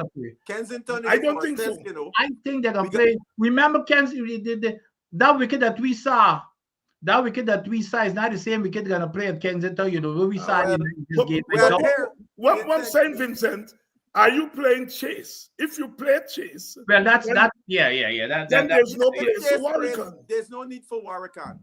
There's no But need if you for play Warrican. chess, remember play chess. Well, here's because you remember you got the 4-seamer, but Holder is a batsman. I can play Holder. I don't think. Well, That's why I well, hold that. if you I play will hold Holder, that 6. So No, not because a 6. When I says a batsman, you could regard him as a when it's a long tail or not. He's gonna help out the batting. So I would play Holder and Chase to me. Yes, I'm playing Old and Chase. Yeah, And I I'm would play playing Chase Warrican at with 6. them. Chase at 6, Imlak at 7, and the 4 fast bowlers. Yes. And The batting Campbell and the captain. yeah, both because I will have Campbell and the captain. Campbell and the captain. So the 3, 4, and 5. Chase would be one of them. Yes. Chase, I would bat. Chase I would would bat be at about 6. 5 because Holder can bat 6, right? Right. And then you gotta find 2 other players, right? Guys, You I got think those 2 little boys, unless we, you guys, our boy from Guyana, unless you Anderson, and the little boy from Antigua. no. We ain't ready for that yet. No. wait, Jason Mohammed and playing Test cricket tomorrow. Yeah, but Jason I Jason has fallen away since those 3 Guys, hundreds. I don't care. Jason got over plenty more Yeah, runs he's than all of the them. leading scorer. He got 5 And 9. who knows if he comes back again Well, we got 2 and more makes some games. more runs? Yeah, He can't leave you out. The we man got got 2 more games. 400. Yeah, we got 2 more He's games. averaging over 100. No, you got 400. No. We 300. got a double 300. and 2 centuries. 3, yeah, a double. Right. I forget. Yeah. What I'm saying is that this because the fluidity of because our middle order batters who are in the test team, they have not come to the fore in this first class season, right? So it opens the gate for other guys to put their hands up. They got 2 more rounds to go, right? They got 2 more rounds to go. So these all of those incumbent test batsmen. That's right. They have 2 more chances to say, I'm still here, because Atenes and Hodge, the 2 of them are doing nothing. No. And don't forget Drakes. Drakes is in the mix there too, you know. Yeah, Drakes is in the mix. Got the same amount of runs as Campbell. They got 200 together. Yes. So don't forget Drakes. They might want to give him a try. Yes. I mean, this against Australia, this will be very interesting, because I know one thing: Australia come with blood in their eye. Yeah. Because number one, West Indies, the last time they played against each other, we beat them, and you know them Australians don't forget them kind of things. And number two, that would be the start of the new Test Championship cycle. So those Test matches are going to count. You know, it's not like what we were in Pakistan there the other day. That didn't really come towards changing the really anything much in terms of Test Championship. But this is the start of a new cycle. So Australia come in hunting. Is Anderson in the mix? Who Anderson? I don't think Anderson. Let me see, make 100. Let me say, he got to make more runs. I still no, but Vincent, I still want to see, because remember, South Africa A team is coming April, May. Yeah. Anderson, those guys, I want to see them play A team, and you know, South Africa gonna come with a strong A team. Totally agree. Yeah, I'm not looking. Same thing with the same guy, Joel Andrew, that you talk about. I want to see him play in that A team too. I agree. I'm not looking at him yet at the test level. Let me see what we can do in the A team. I agree. I totally agree with that. The same thing with Andrew. And that boy is so talented, but you got to make 100. Yeah. He made 100 against the worst team, CCC. That's right. You just can't go in and you got to when you get away, it's that 50s. You gotta keep going. I mean, and this A team, I think, I mean, the guy got pace. Guy from Jamaica, OJ Shields. He got good pace, but at times he's too wild, man. So a guy like that, we need to, because when you got pace like that, we got to try to see if we can harness it, we could be more accurate. The A-team series would be something to test, let him get a chance. I don't know how our boy from Guyana, Mr. Thorne, he has been out for a minute. Yeah, I know if he's going to be a guy that you want to put in the mix there in that A-team setup to get a gauge as to where he is as a bowler and what he needs to do to get to improve, move forward, and so on. You know, I mean, that's why you talked earlier about Alzarri, and I often like to tell people I usually do a comparative analysis between Alzarri and my boy Rabada from South Africa, because the two of them came up in the same trajectory. Rabada dominated that time in the Under-19 World Cup, and today Rabada is an all-time great fast bowler. Alzarri dominated 2 years later, and we're still talking at times about Alzarri's potential. Albeit Alzarri suffered 2 serious injuries. He had to have back surgery because he had stress fracture, and then when he dive in for ball in the IPL. The first game he played, diving for. And when he dived, I was like, Alzarri, are you mad? You fast bowler. This is a business decision. 4 runs, buddy. You know what I mean? But Basil, you know me, right? Yeah. I just look beyond the boundary. Alzarri, it has a lot to do with your attitude. Oh, okay? I agree with that. So even if somebody has a good attitude with talent, they're gonna excel. I did not know much about Alzarri. Just heard when he walked off the field, I knew why he has a problem that he cannot get to his potential limit. That's Yeah. an attitude to me. It's we gotta go back and talk about that own boy. Look at the boy from Cumberland. The man from Cumberland. Doc laughing. Hey, Doc, how come you would send the man a telegram and say what about he torn up for Guyana, man? Oh gosh. The people like you want to see the man in his fights. I hang in with a little. I was like I was teasing my Hetmeyer friend, my Hetmeyer fan friends, you know. I said my send a telegram to the big Hetmeyer man, let him turn up in the whites, man. Play for Guyana, let the people. He don't know how much he just make people feel. People like that, your heart would be bleeding with joy for seeing Hetmeyer rock out of you know. I don't think this boy seems to understand how much people emotionally tie up with him. You see, with the IPL coming up, you should see how all of them coming, all of them excited and giddy because he hit my again with a bat in his hand. My one, I was looking for it. I was hoping that he would have played some games again in the first class. I'm disappointed that he didn't make himself available. Yeah, but I can bet both of y'all. You know, whatever when I keep it up. Both Chase and Warrican will play in that test series. Let me see what the mix is. Yeah. What when I see Azaria, They never drop Warrican because of that last year. You can't do that. He has to play. No. I am not saying dropping him. I mean, no, I think we gotta look at horses for courses. Basil, he will play. Trust me. But if he plays, anyhow, we'll see. We'll see what the mix of the team. But I was laughing about our boy in Cumberland.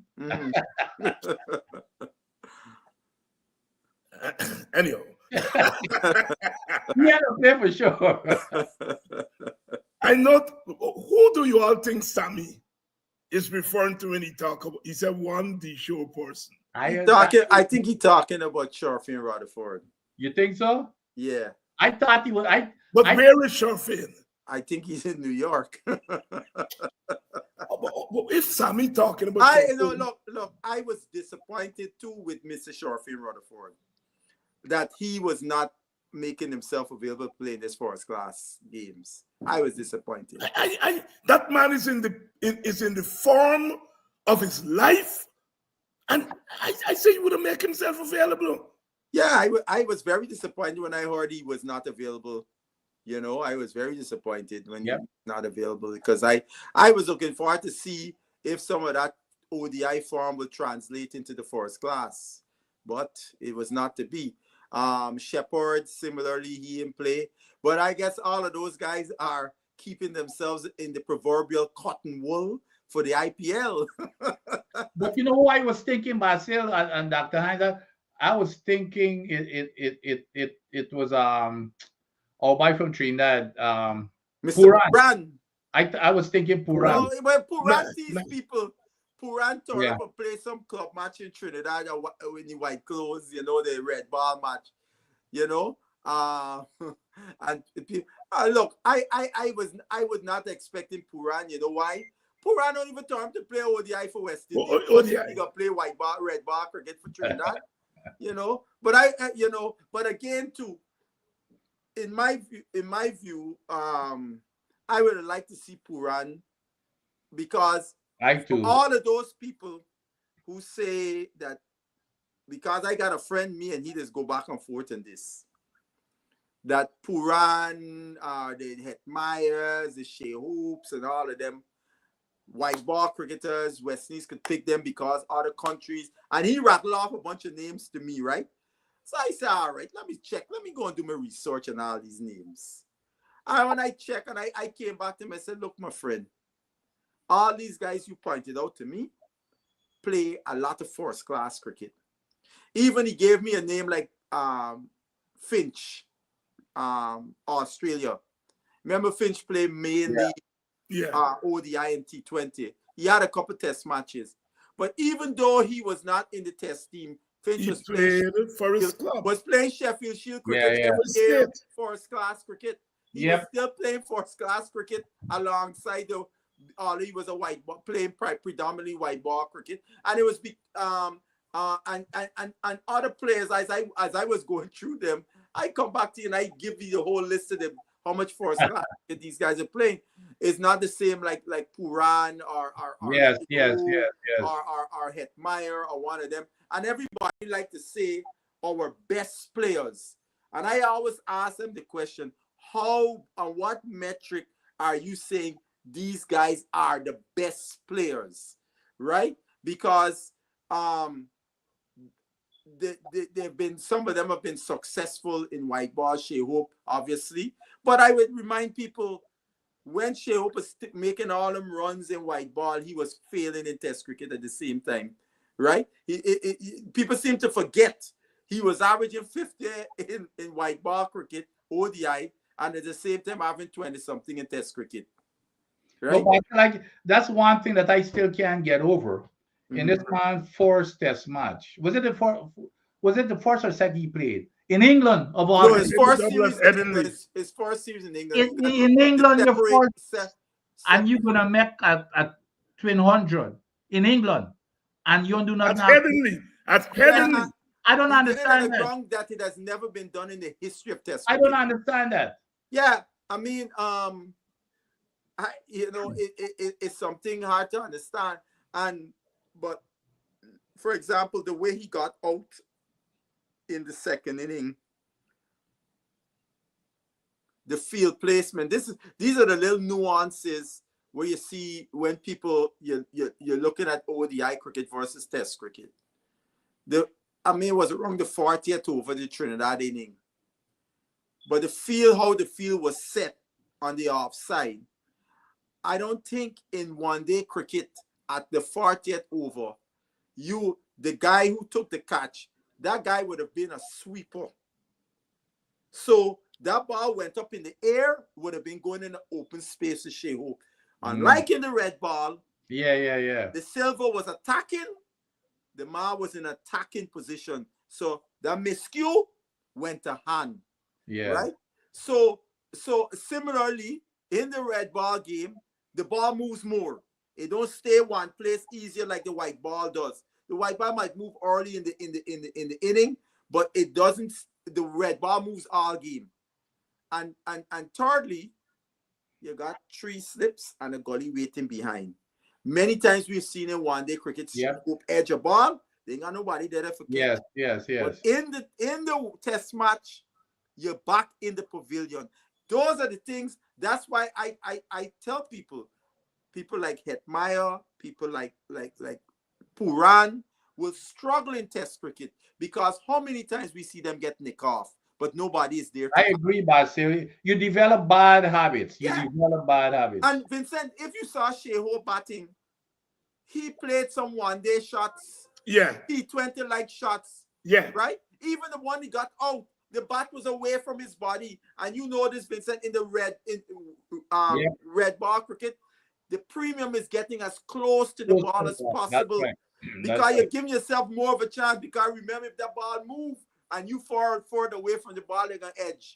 But if you're closer, you got a better chance because I always remind people the bat is only 4 inches wide. Yeah. So any movement, you gone.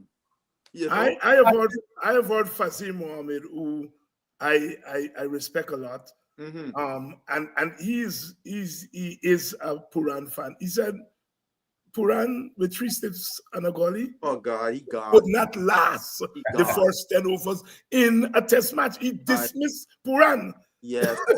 because how many times we see Puran batting?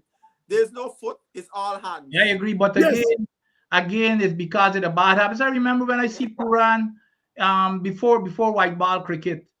I saw him when they went to England, when he was just a wicket keeper.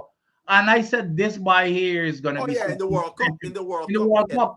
I said, this boy, and he came back, he was playing. But then, this white ball cricket has developed in... The T20 particularly. But guys, how about, the biggest disappointment, and he's really hurting the West Indies, is Brathwaite. Brathwaite, I mean, he's been around for such a long time. He's got the temperament, and he's getting out one way, and I think everybody has figured him out. All you got to do, bring the ball into him all the time. that gap between his bat and pass. And if you notice, every time he gets bowled down or every is when he's pushing it instead of playing a defensive. He's pushing and then the ball just comes. How many times I've seen him get out like that? You know something, Vincent? I am starting to wonder, because as you bring up Brafitt getting out like that, that's an obvious technical flaw that he has been unable to correct. Shea Hope is the same thing too. Yeah. When the ball, you keep bowling straight at Shea Hope and bringing that ball back, sooner or later you're gonna get him. You're gonna get him. You know who to Basil? Your boy. I didn't see it this last time. Campbell. Campbell with the same thing. You pushing out and the ball, as long as you bring it back in, he gets bowled out. I was disappointed with Campbell, because when the Jamaica played Barbados, this was a game I wanted to see Campbell because he was facing up against the test bowler in Roach. And we know Roach is eat left-handers for lunch, dinner, and breakfast. So I wanted to see him up against one of the better seamers in world cricket bowling to left-handers. And he failed the test.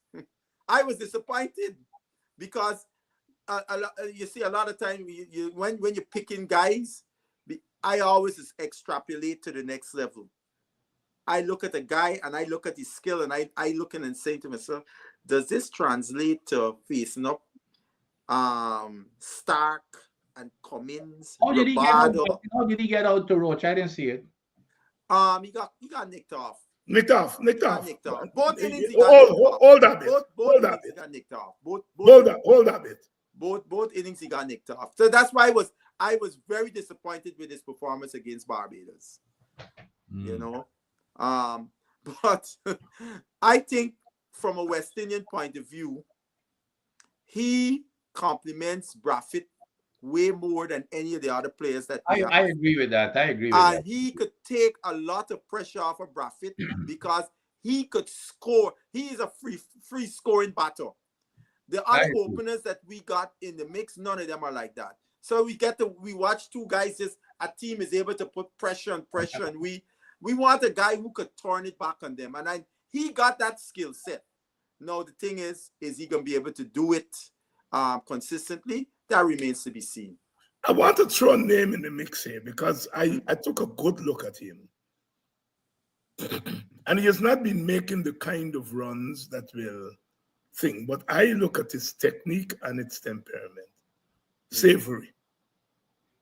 Savory. Savory. I mean, Savory is a decent batter. He's a decent player, I think what I'm impressed with Savory, I'll say this, is that to me, I've seen him play in what we call the Jones Cup in Guyana. I've seen him, right?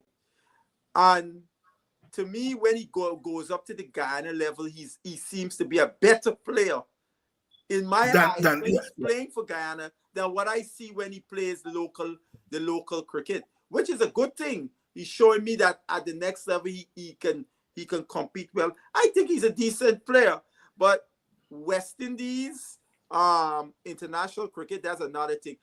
A guy like Savory too is a guy would give him a look in the A team to see, because to see if he has the tools, because especially when we played against A teams like South Africa, where the reason I mention him is that he doesn't nick off very often. He's a left-hander, and left-handers tend to. He doesn't nick off very. He knows where he's off. He gets closer to the ball. He does get there we go. And that is what. I took a look at even this 49 that he made, and he was batting with Imlach.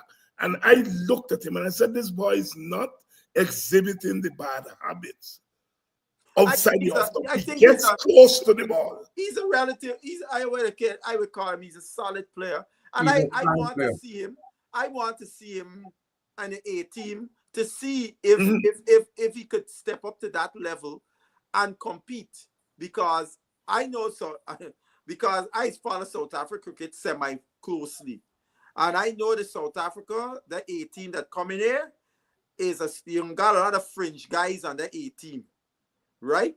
So men looking to step up, and so they can be it can be a competitive team, Yeah. and so that would from a West Indian perspective, I want to see if some of these guys got what it takes. And a good bowling attack. Exactly, against a competitive bowling attack, a bowling attack that would be stronger than anything they would have seen in their first class competitions. You know, Guyana yet to play Trinidad, right? We ain't played Trinidad yet. No, I think Trinidad is our last match, which is shaping up to be a virtual final. Yeah, because the thing I'm worried about is Seals gonna still be in the West Indies because Seals got a county contract. Yes. Right. Would he have left to go to England yet? I hope not. I hope not. I want to see our Guyanese batters go up against the Trinidad pace attack. I really want to see that. You know, and I would hope the wicket, which is Trinidad, be playing them. And I hope they could get some kind of spice, little lively wicket. No, but Savory, I'm like Basil. I think Savory is a solid player. And like Basil said, I think he's right. He's got the temperament because if you're playing, let's say Shells, you know, at the you play for Ghana in the Caribbean Championship, and you appear to be batting better than when you play local cricket in the county. That tells me it's mental. He's got the temperament, and he's not doing bad. The guy's averaging. I think he's averaging over 50. Yeah, because I mean, it was unfortunate for him. The game that he captained the team, he out for 99 in that game. Yeah. You know, and then he out to 49 here. Last year he made his maiden 100. You know, a big 100. What I watched about him, he has come into bat at times where Guyana was in a semi-crisis. That's exactly correct. And he has stayed and waited us out of the crisis. Guys, those little nuances I like to see how a batter is going to bat under pressure, because that's the only kind of semblance you could say to the next level. So if you see a guy could handle the pressure, you know what I mean, absorb the pressure and score, it says something. You know, this guy look like he take off the box to get a shot to play at the next level. He's averaging 54. He's averaging 54. Yeah, right. And what is forgotten is that he's really an opening batsman by trade. He's an opening batter, right? To bat down the order. He has to bat down the order because of Chanterpaul and Nandu up there. He's doing well. He's the back. Basil, last week, Doc and I were trying to figure out what's gone wrong with your boy Sinclair. I think, I mean, they've been Sinclair. I don't know if there's some off-field things that affected his focus. I don't know if that is there.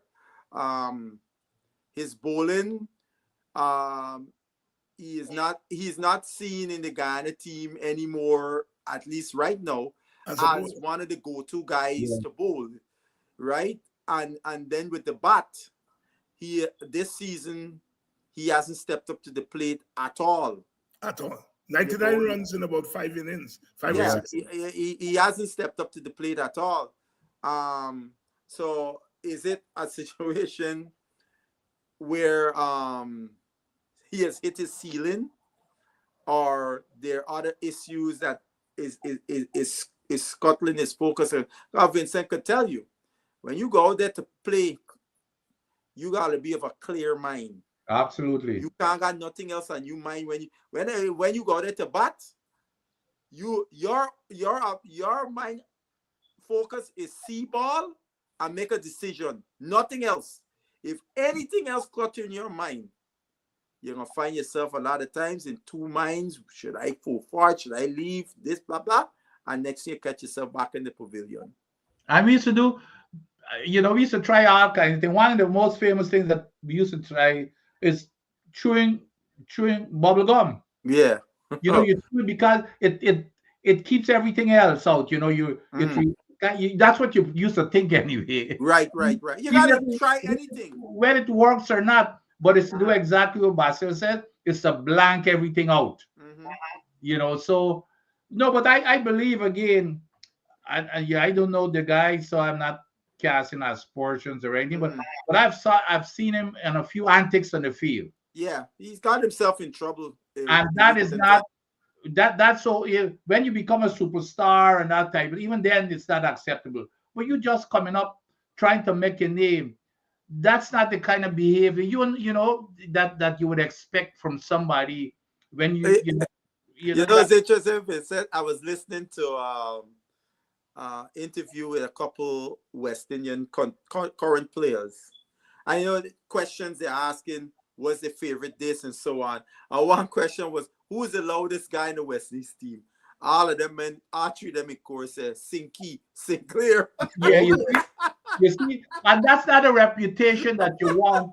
Now, when you become a star, when you become a superstar, all of that, you know, people look by it, but that's not a reputation that you want. Yeah, because he's really the incumbent for that number 6, 7 spot that Chase is vying for. He's the incumbent. I'll tell you this. I have been asking the question to my Bajan friends. Is it where Chase said he wasn't available, like for example to Pakistan? This last thing, but then I realized Chase was in Dubai playing in one of them teams, the T20. So obviously that's why he didn't go to. I wasn't probably available to go to Pakistan, because I was imagining Chase bowling and them two spinning wickets in Pakistan.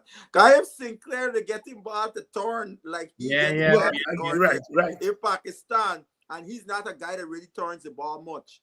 And Chase with his height and bounce and turn, he would have caused. He's a classical off spinner. Yes, he would have caused plenty problems for them Pakistani batters, you know. But I mean, Sinclair, hopefully he will take these 2 weeks to see he can recalibrate himself. Look, I always remember I had the privilege we were doing a high performance coaching seminar, and Kumar Sangakkara came in and spoke about batting, and to sit down and listen to this guy talk about batting for nearly an hour. It is an experience I will never forget. And the same thing he said to us, when somebody is out of form, more times than not, is because your mind is cluttered when you go to the bat. It's not technical. He said when it's technical is when you're getting out the same way. Yeah. Right? That's when it's a technical flaw. But he said more times than not, it's because you're not of a clear mind when you go out there to bat. So is Sinclair mind right now, is it cluttered, or is he fully, and that's something he got to figure out if that's the case. You know, because here's a guy gone from last year making 400 odd runs, and now he can't scratch, you know, he can't scratch his surface. And you know my favorite tune, as I always say, when you get to that level, probably 99% of it is mental. Oh yes. It's mental. And a lot of times, all it takes is that one big score to get you back into giving you confidence. That's it's so mental. True. It's mental. Confidence, because you would hear a lot of guys would say when they got into Test cricket, it was until they got their first score, they had the self-belief that they belong. Yeah. Because part of this is believing you belong. Yes. Right? And if you don't have that self-belief, that could affect you big time. You know, the same Kumar Sangakkara said that. Sangakkara said he made a 90-something, I think, against South Africa. And he says until he made that 90-something, that's when for the first time in his career, you know, he just started, you know, it wasn't long in his Test career. That's the first time when he believed that he belonged in Test cricket. Although he had played maybe 8 or 9 matches before. It was when he made that score that he said, that's when I believed and from there it just took off. Yeah. All right, gentlemen. I can't leave without Basil telling the story, that T-shirt that he's wearing. Oh yes, this is this was the DCC's 90th anniversary in the year 2002. That's why I said Mother Griffith made. No, you got to tell him the story with me, man. Oh yeah. Well, tell you what, Vincent. Vincent didn't pick up a bat. In 23 years. 23 years. And they had a series of matches, veterans playing them youngsters, and he got a bat. And he bat good, got him by. I meant for something if you see. He bat good. That is nothing if I never stop playing. The ball is in the middle if you see drives. Dr. Hines, the test matching started because it was the same time India come down. That's right, yeah. That's what all we went on for. The DCC decided to have the 90th anniversary coincide with the test match. Well, the first day of the test match, I see coming walking up the pavilion stairs. You better holding up for the stairs. So when he walking, I said, "What you, buddy?" Me whole skin out in me, buddy. The man was sore for the entire test match. Here, Jack, you see the night when I go home after making a fire, so you see the night I could walk. I couldn't even come out of the hotel for God take dinner. I could not walk. That might ask you, hey, we got another veteran man. I said, me?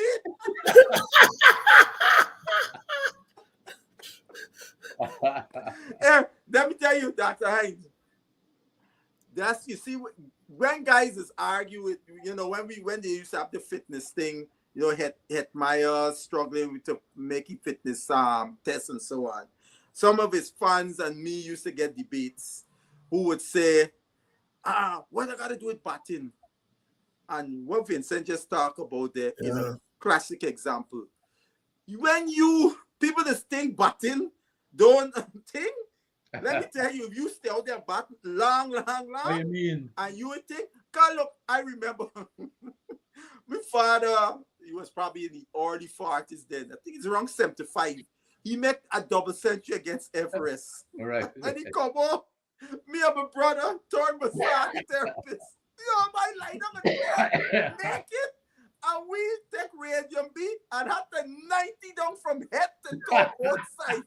The man skin the man. And when he lie in the bed, he come out the bed. He lie down, put on back, he shirts, and lie down and sleep. Guy's skin was sore. So people batting is all the muscles. All the muscles, yes. And then is the running between, you got to run between the wickets. Run between the wickets. Them short, Yeah. But the other thing here, I'm watching a women's game. I watching a women's game, right? Guyana playing, and the girl, the West Indies player, Gajnabi, batting with a youngster named Grimmond, right? And they run a tree. And this is how you could tell the different conditions. Lil Grimmond is the one who played the ball, so she wasn't a non-striking at the tree. You see, she stand up like it's nothing happened. Gajnabi bend over the bat. Gajnabi walk off. You're trying to catch yourself back. Gajnabi walk off. Me and my friend Fraser watching and me on the phone. And both we were dead with laugh. So look at Grimmond. Look, you could see. That's how you see the conditioning, and people don't understand.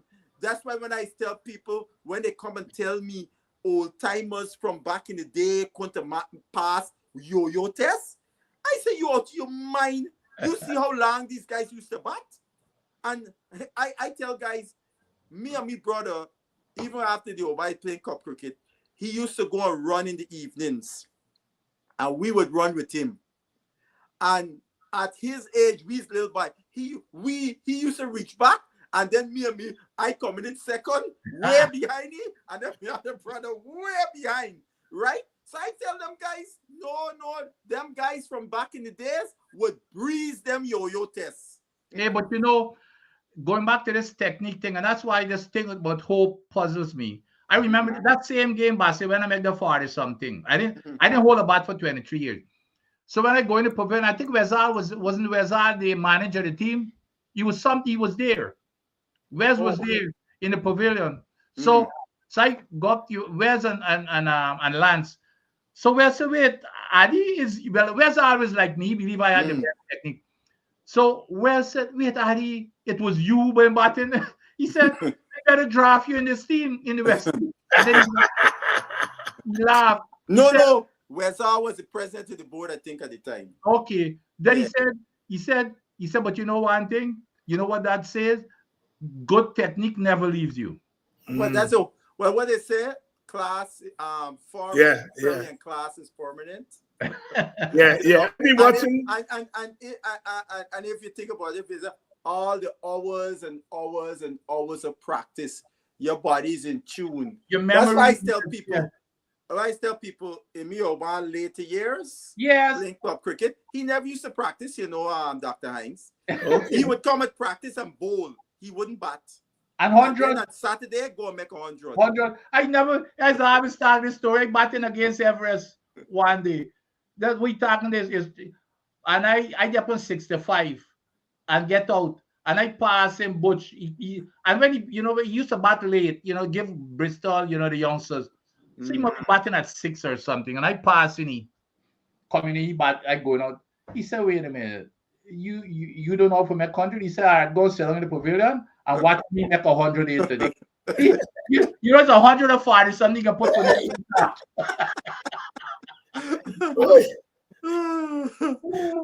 Gentlemen. You know something? I was watching today, and this is just a thought.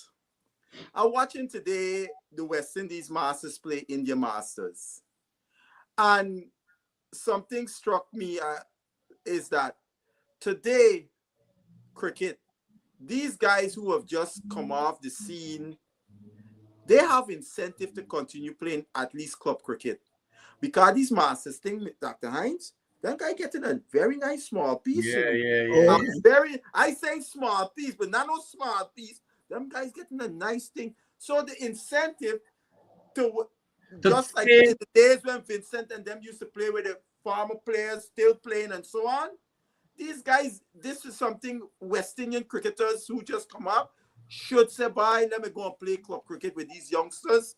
Yes. I could pass on my knowledge, keep myself fit, and keep my skills in and make money and go and make money with these masks, because you got them all over the world. I worked with a team a year and a half ago. They had a tournament in Florida, and a lot of the who's. I remember meet Callis. I go up to Callis. I said, "Man, I remember you in Guyana, boy. You held us up. We had. Remember we had South Africa to beat the year, and Callis hold me up and make 100 here. Oh, that was a long time ago. You know what I mean? All these players play for India, Pakistan, New Zealand, England. All of these guys playing, and they're getting. Yeah. Because remember, these tournaments are televised. So once it's televised, you're getting. Right. Basil Butcher and Dr. Vincent Adams, Adi, thank you all so much for another week. Next week we're going to take a break. Good. Because I think the boys are taking a break, and we're going to take a break next week, and then we'll come back. When is the next round? When is the next game? I think the 2nd of April. Yeah, because they got 2 weeks off. They're taking a 2 weeks break. So we played by ear, but certainly next week we're going to take a break. Right on. Right? Well, that was perfect with my schedule, because I got a meeting next week. So I'm glad they'll be taking a break. Good. All right. And to you, the audience, thank you all for staying with us. As you all said, that you all like the gaff part of the program. And I too enjoy that, because it gives us a chance to really bring the past in line with the present and so forth. So thank you all for staying with us another week. We're going to be off next week. And most likely we'll be back the following week. But we let you all know a couple of days before. So again, thank you all very much for tuning in to another edition of West Indies Cricket 101. Rude boys gonna get you by degrees. Here comes the West Indies. And when you're facing the generals, nearly every ball is a funeral. And when we batting, brother, go and put your men on the boundary line. And if you give we a liquor, that is merely a hiccup. Look, you win the little battle, you lose the war. It's the same result every time. Everybody sing, here comes the West Indies. Here comes the West Indies. Them rude boys gonna